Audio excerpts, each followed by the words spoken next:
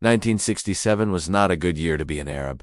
As the year began, the Egyptians, Syrians, and Jordanians began mobilizing their troops, digging trenches and stockpiling weapons. They were preparing for war. On May, the Egyptians closed the Strait of Tiran to Israeli ships. This was a casus belli, a reason to go to war, in the eyes of the Israelis. It was followed by a series of lightning ground operations. By June 10th, the Israelis had captured the Sinai Peninsula and the Gaza Strip from the Egyptians. They took the West Bank and East Jerusalem from the Jordanians and the Golan Heights from the Syrians. In just 6 days, Israel had tripled in size. On May, the Arab leaders met in a conference in Tunis and pledged to destroy Israel. They took control of East Jerusalem, including the Old City and the Western Wall. For the Palestinians, it was a catastrophe. Over 100,000 Palestinians fled or were forced out of the city. They would get their revenge just 2 years later with the Yom Kippur War, but that's a story for another time. Those who stayed behind were given 24 hours to leave. The Israelis celebrated with a massive victory parade. Feeling utterly surrounded, the Israelis began preparing for a preemptive strike. The UN passed Resolution 242, calling for an immediate ceasefire and the withdrawal of Israeli troops from all of the territories they had just taken. But the Israelis ignored them. They had just defeated 3 Arab nations, and they weren't about to stop now. The resolution called for the establishment of a Palestinian state, but it wasn't to be. The Israelis had no intention of giving back any of the territory they had just taken, and so began the long-term Israeli occupation of Palestinian land. They knew that if they didn't act first, they would be overwhelmed. On June 5,